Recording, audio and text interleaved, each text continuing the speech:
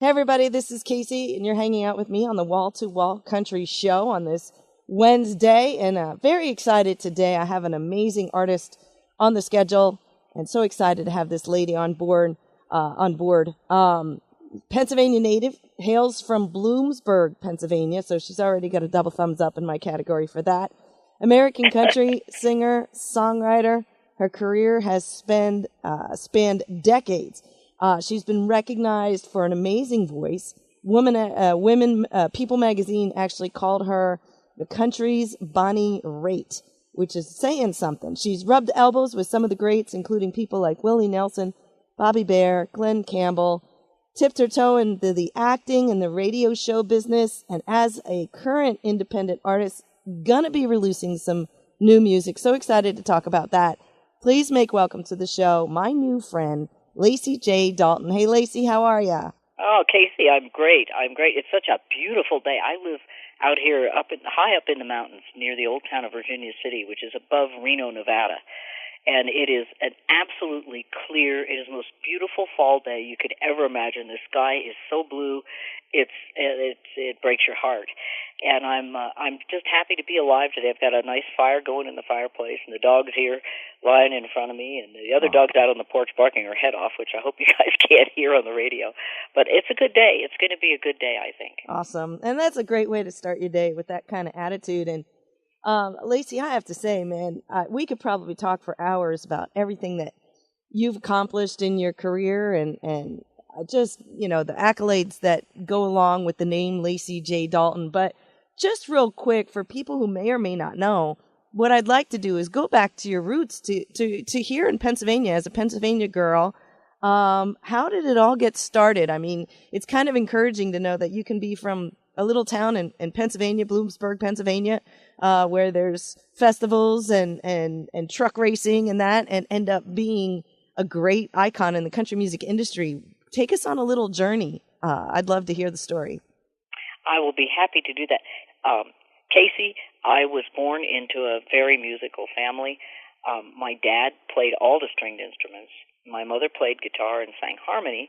My sister played piano and guitar and also sang and wrote songs.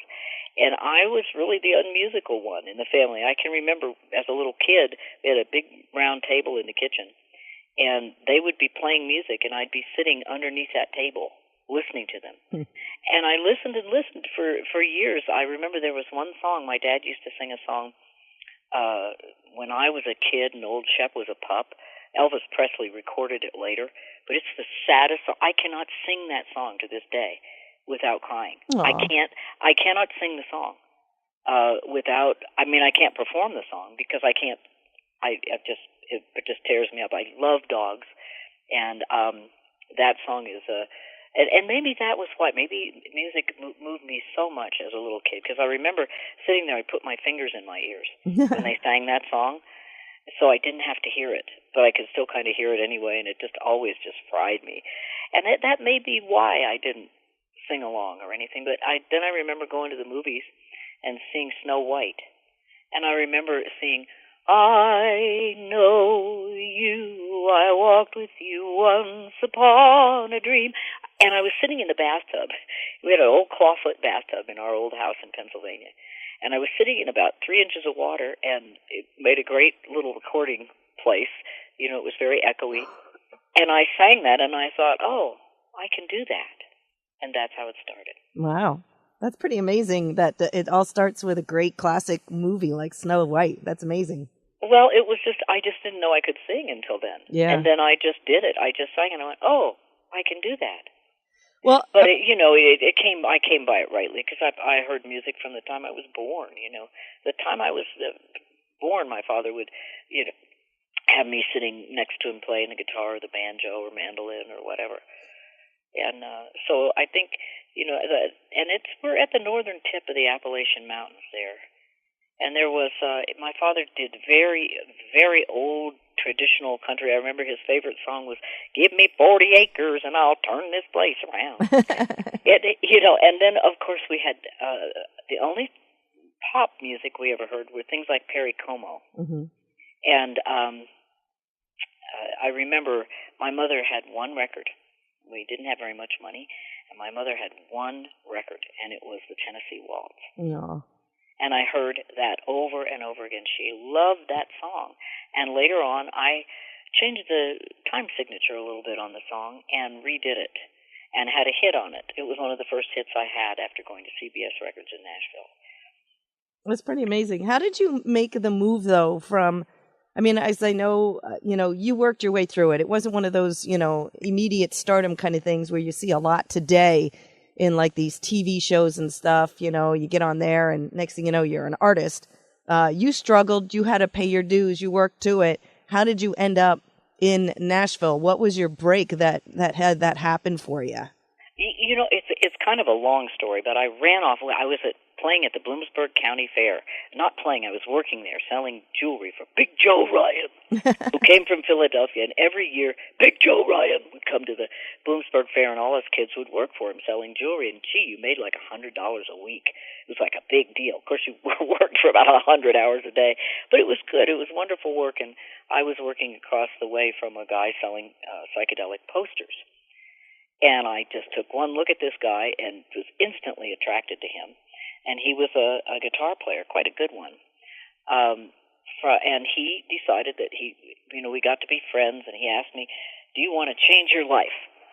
Cousin John was his name. And he said, because he said, this is a small town, and you have a lot of talent, because he had heard me sing. And he said, I really like the way you sing. You need to develop it, but you got a good thing going.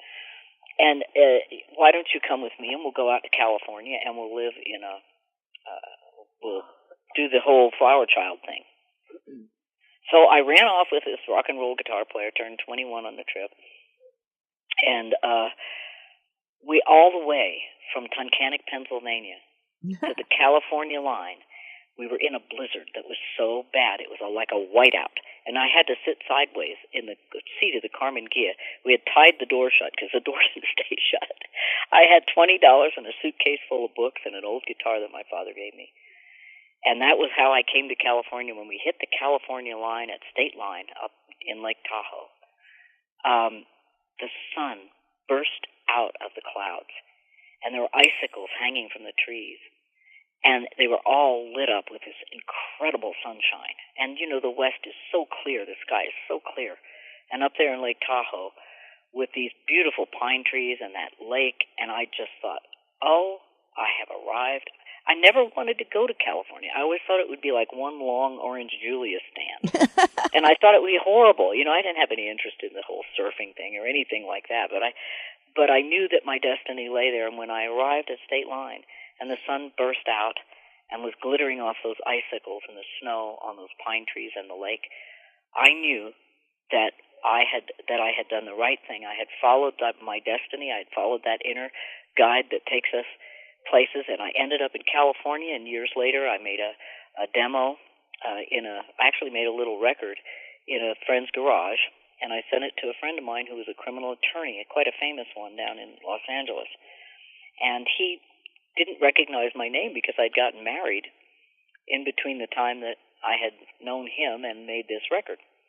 And so he just put the record up on a shelf, and one day he took it out while he was shaving about a year later, or 6 months. It was a long time. And he heard my voice, and he remembered, oh, that's Chill, which is my natural name.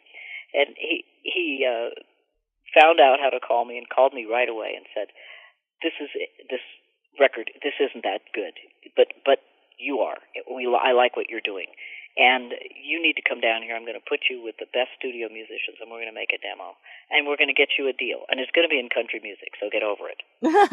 So, because I do all kinds of music, and now I do Americana pretty much all the time, but I still do all the old country hits because everybody still loves them, and so the thing that I had sent him was very eclectic. It had a lot of different folk songs and blues songs and other things. But he said, nope, we're going to do it in country music because that's what he loved. So he got together some of the greatest players that were in L.A. at the time. And they were studio musicians. And I had written a song with my longest friend, Mary McFadden, who is also from Bloomsburg. We've been friends since we were 7. And we wrote a song together called Crazy Blue Eyes. And we recorded that song, and it was a hit. and I was given offers from every record company, even including Mick Jagger, who was in the middle of a divorce from his wife Bianca, offered me a record deal with the Rolling Stones. Wow. And but Billy Sherrill and his partner moved quickly. They moved first, and Billy Sherrill was probably the biggest thing in Nashville at that time. He was he had George Jones and Tammy Wynette and Tanya Tucker and David Allen Coe and Johnny Paycheck and Charlie Rich, and later was Ray Charles' producer almost to the end of his life. And he was a wonderful, incredible man. And he and his partner, Al Gallico, who ran the largest publishing company in the world, moved very quickly and got me signed to a record deal almost immediately. Wow. And we took that first deal, and really it wasn't a particularly good record deal. It was really not very good at all. But, at my age, I was 36 years old. And there were all these articles in the paper saying, this what does it come to when the great white hope of country music is a 36-year-old waitress? What is this about? I mean, people were scandalized that I was so ancient to get this record deal.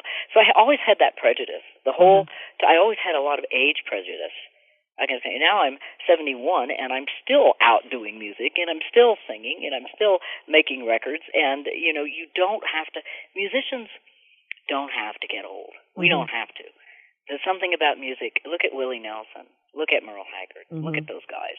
They, singing clear into their 80s and 90s. And, we had a show. I was just inducted into the North American International Hall of Fame, Country Music Hall of Fame in last March. And Freddie Hart was there. Freddie Hart was 90 years old, and he was still singing. Wow. And he embarrassed all of us. I got to tell you, we had an autograph line. There were probably 500 people in this autograph line, and there were a lot of us artists there. Paulette Carlson was there from Highway 101. She got inducted, and Gary Morris was there. He got inducted, and Sylvia was there, and she got inducted. And we've all been friends for years and known each other for a long time. And here's Freddie Hart at the very end of the line, the last person in line, which is actually a place of honor. But that dear man sat there till almost midnight. The rest of us were packing up our stuff, and he still had a line of probably 100 people. And that dear man at 90 years old sat there and signed autographs until they were all done. Wow. That's the thing that I love about country music artists. Mm-hmm. They really remember where they came from. And those fans also don't forget. The country fans are extraordinarily loyal. Mm-hmm. And over years, even I haven't had a major record with a record company in a long, long time, not since like 1992. And I did a show not long ago. I had 850 people there. It was amazing. Wow. That's awesome. That they still remember and they love the new stuff. What's wonderful is I can play all my old country hits from the 70s, 80s, and 90s, and then I can play the new things that I've written. And they are loving the new stuff, which is not exactly country. It's more like what you would call Americana. Mm-hmm. And so I'm just really enjoying, and I really am enjoying being independent. That is it's a lot harder because I'm not very good on the computer. Mm-hmm. And to be an independent artist, you really have to like computers and be into it and kind of be on it all the time. And that is not something I enjoy at all. I don't want to sit and type and be on a computer. It's just not something I enjoy. My son is on the cutting edge of the Google Glasses technology. He's a total geek, but it just never was my thing. If I'm going to sit around and do something, I want to sit around and write a song. Mm-hmm. But the fact is, the independence, being free to perform and write whatever I want. Being a singer-songwriter is the ideal life for me. I was so miserable in my record career. I was miserable because I could never do the things I really wanted to do. I had to do things that were going to be commercial for radio.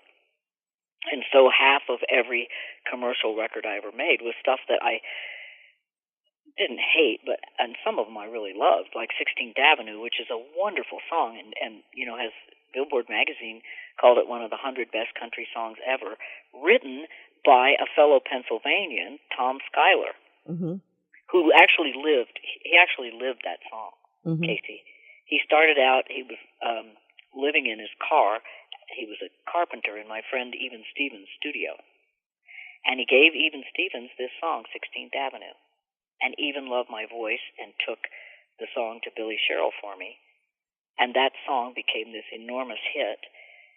Schuyler went on from that to be part of a group called Schuyler, Knobloch, and Overstreet, which were three of the strongest writers in Nashville. And they had fabulous records. Then he became I think he was the vice president or the president of RCA Records, and he went on from there to be the president of the International Songwriters Association. And he has done many, many, many, many things.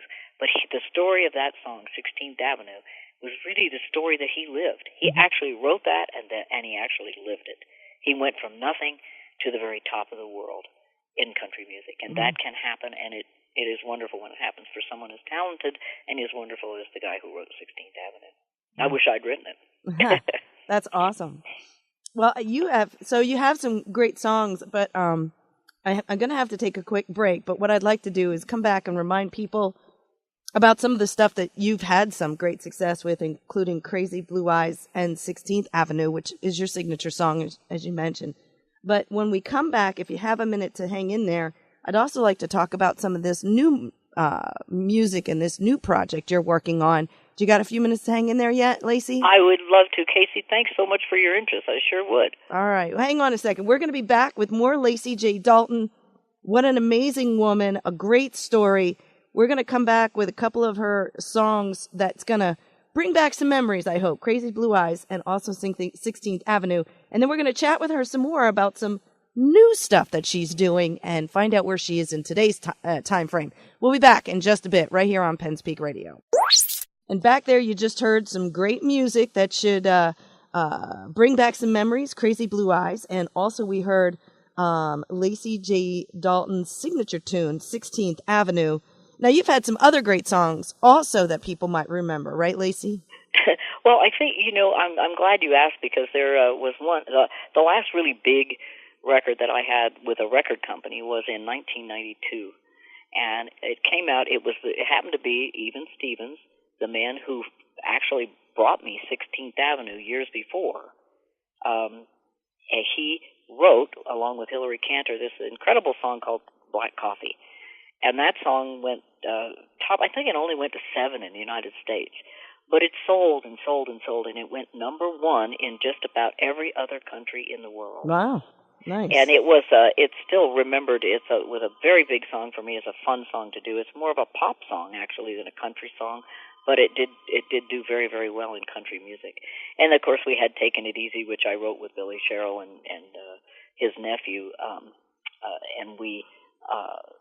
Mark Sherrill, and we had a number 2 on that, and it went and went and went, which is really wonderful. I've been able to sustain this career that I'm doing now, which is a career in Americana music. Mm-hmm.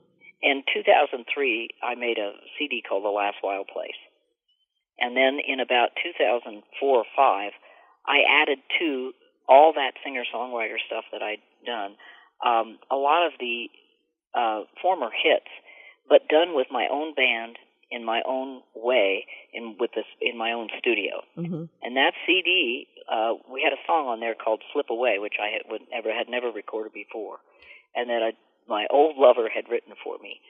And "Slip Away" went number 1 in the world independent country market. Took the CD with it, and a year and a half later, the song went number 1 in the American Western music market, and took the CD with it. And then Allison Eastwood, Clint Eastwood's daughter, used that song, almost the whole song, "Slip Away," in her movie, Don't Tell. Mm-hmm. So we've had a lot of success with that first independent CD. And then I have a foundation for wild horses called the Let 'Em Run Foundation. Mm-hmm. And it's what we do is try to preserve and protect our wild horses, which are horribly endangered. The advisory board for the Bureau of Land Management just advised them to euthanize 92,000. Oh my God! Wild horses. American people don't want this. They don't know what's happening because it's It's very hard to get the news out about it. But 82% of us believe in the preservation and protection of wild horses, and so that is, Let 'Em Run promotes the idea of sanctuaries, maybe 7 or 8 great big ones, 250,000 acres apiece, maybe on an Indian reservation like the Lakota Reservation up in North Dakota, where they have tons of land, Mm-hmm. and to have a wild horse preserve there, and also to show the Lakota horsemanship, their arts, their crafts, so on and so forth, to bring tourists to their casino and their tribal culture.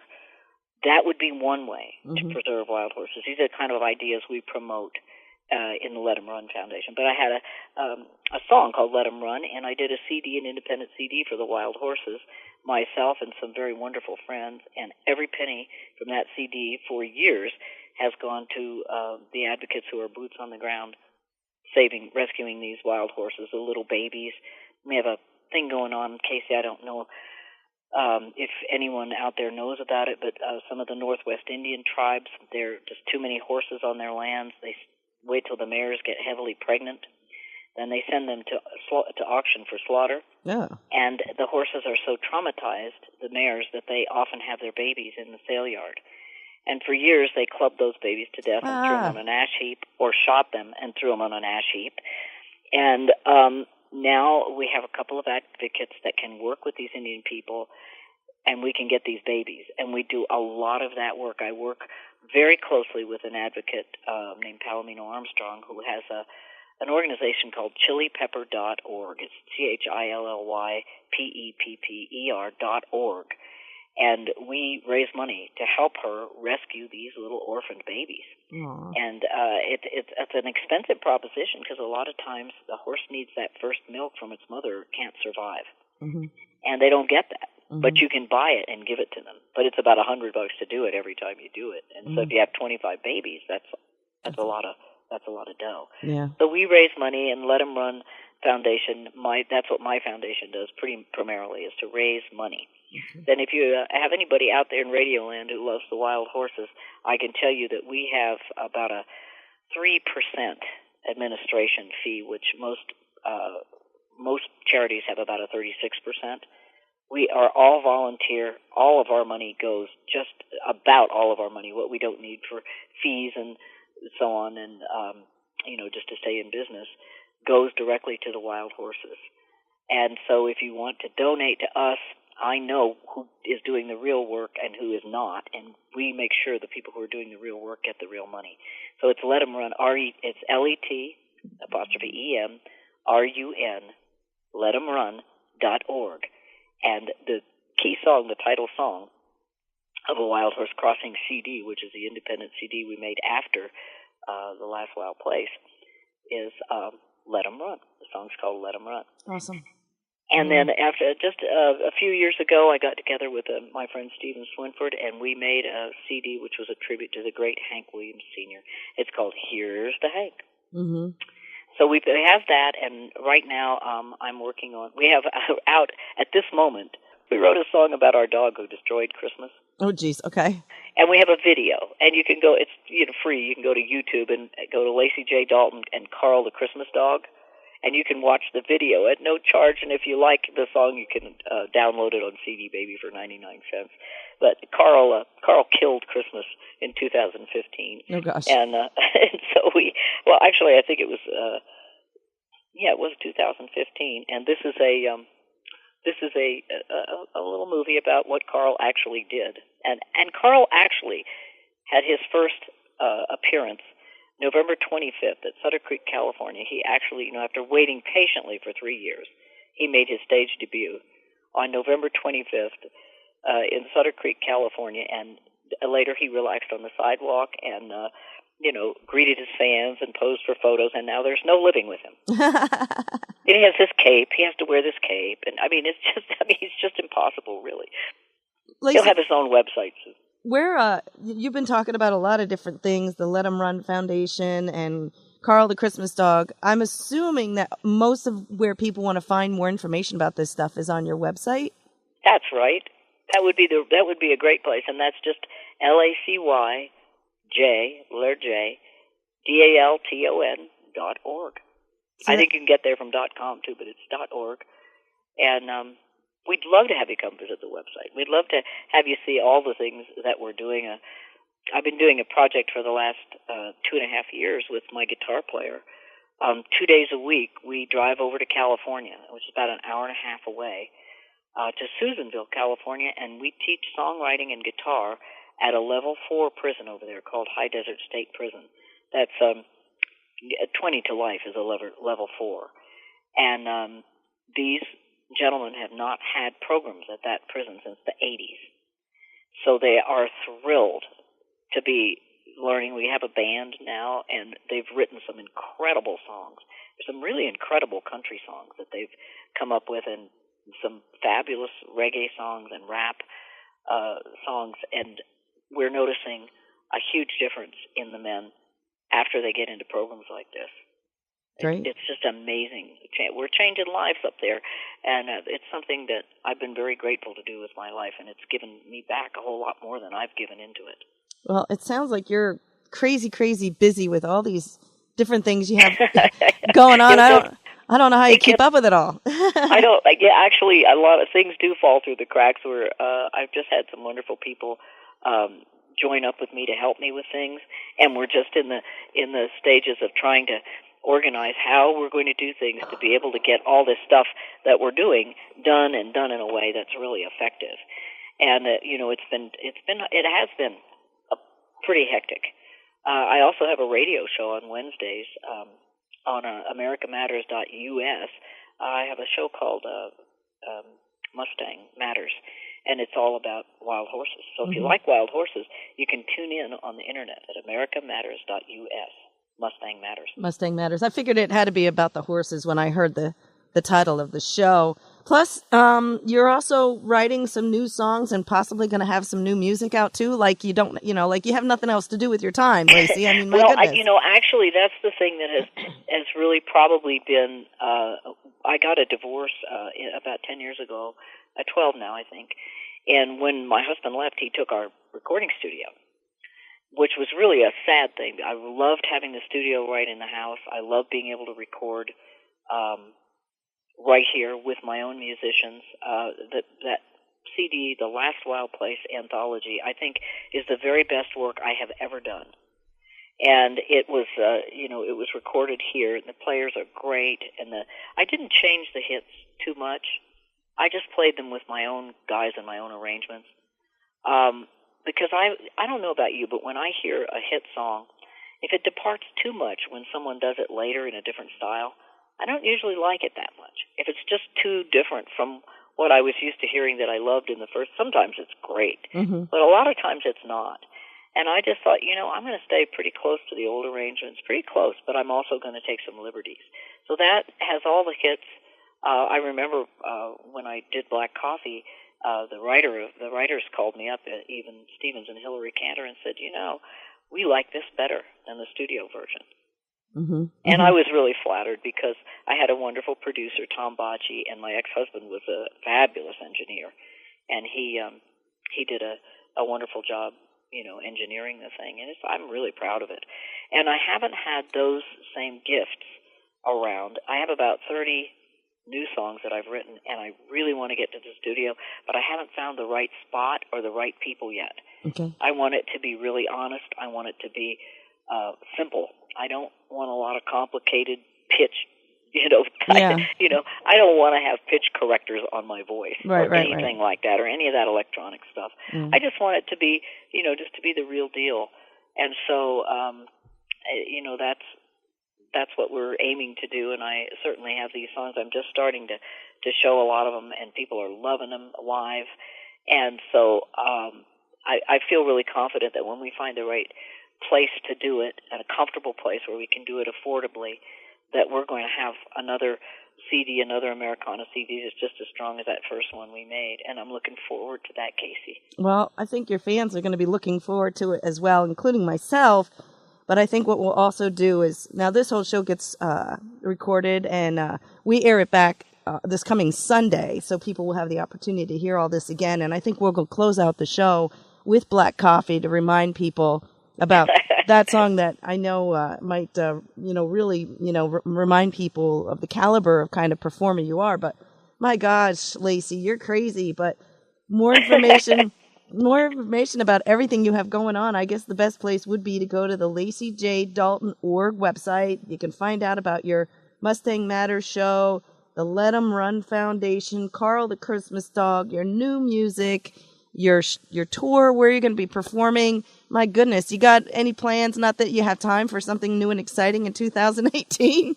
Well, we have I think the most exciting thing is thinking about, where to actually do the new record, how to do it, because when you're independent, of course, you have to pay for it yourself. Right.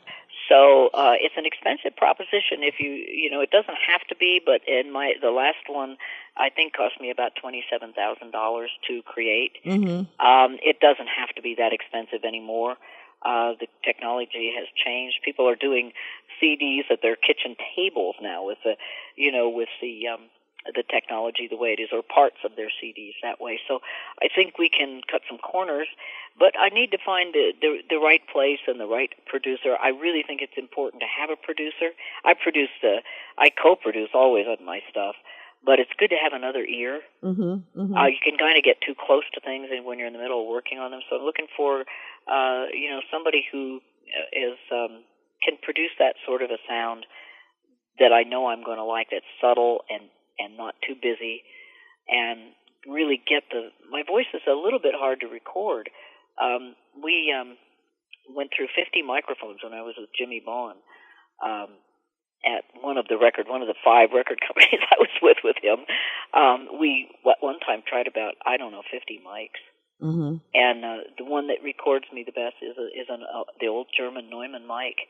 And he really does get my voice the way it sounds. Mm-hmm. So those kinds of things are the considerations that I'm doing now. But I'm looking forward to making that new recording and playing some of this new music that I've written over the past. And it's been a while since I've recorded a CD. It's probably been 9 years. So I've got some wonderful stuff, and I'm looking forward to that. Looking forward to making a record with my boys in the prison. I just got financing for that from a friend, and if we can make that happen, there's a lot of red tape when you do something like that. So we have to jump through a lot of hoops, but I would love to get some of the music that these men have written out into the world, because it's good. It's really good, Mm-hmm. So that's, those are the things that I'm looking forward to, and I so appreciate your interest, Casey, and it's been great talking with you and getting to know you a little bit. And please, I'd love to send you a copy of the Last Wild Place anthology. Oh, that'd be awesome. You can do it electronically, but the package is really a nice package. I did it just the way I wanted it, in an earth-friendly cardboard package. It has all the lyrics of the songs, and it has notes about where those songs came from and why I wrote them. Well, I'll get you that information here in just a minute, because I'd love to have Great. it. And I'd love for you to have it, Casey. I'd love for it to be signed too. That'd be awesome. Yeah, well, I will. I will do that. I will do that. Well, yeah. I know you're busy. Obviously you're busy. My goodness, I don't even know how you keep all this stuff straight. But I wish you good luck with everything you have going on with your new music. I really, really hope to help get the word out about those horses, those wild horses, with LetEmRun.org Foundation, to let people know that they can help there. Some fun stuff with Carl the Christmas Dog. Facebook, we have a Facebook page, so you can go to the Facebook page. I think, and YouTube, you can see with Lacy Dalton, Carl the Christmas Dog, you can see that for free. Okay. So and it's fun for your kids and you. It's fun. All right, and so Facebook is a for sure thing. People can chat with you on there. Are you one of those people who do respond? I have people who respond for me, and sometimes I respond myself, but I'm so busy, they'll ask me, how do you feel about this? And I'll say, well, tell them this. Yeah. It's that kind of a thing. Sure. Well, undoubtedly, you're busy. Looking forward to 2018. I know if your fans, as soon as they hear you might be putting out some new music, they're going to be listening for that and trying to get to the shows. And if you're ever back here in Pennsylvania, Lacy, the doors to Penn Speak Radio would be more than open for you. We'd love to have you in the studio for a little quick impromptu. That would just be awesome. Oh, bless you, Casey. That would be wonderful. The closest I'm getting is our cruise that's going out of Florida in February. Okay, well, that's nowhere we're near on a big country music cruise, but that's as close to Pennsylvania. I was just in Shipshewana, Indiana, which was the next closest place. But I stay a lot of times. I stay pretty much on the West Coast to keep expenses down. Yeah. Well, if you ever find your way back here, you know, I'll be wandering in, Casey. That's fine. Just say, hey, I'm here to see Casey. I'll call you first. That'd be great. Well, Lacy, you have been a doll and a sweetheart, and I don't know how you keep up the energy, my girl, but man, oh man, you keep it going, and I appreciate your time. I know you're a busy lady, obviously, but I appreciate you taking the time to speak with us today, and we're going to try to get some of the words out about your foundations and all the good work that you're doing. Good luck with everything, and thank you so much for your time, dear. Thank you, Casey, and remember to stay on and give me your address. I will. All right, thanks. We're going to be back in just a minute. Let's take care of some business. Lacy J. Dalton, everybody, make sure you check out our website at lacyjdalton.org. That's where you can find everything Lacy J. Dalton. We'll be back in just a bit.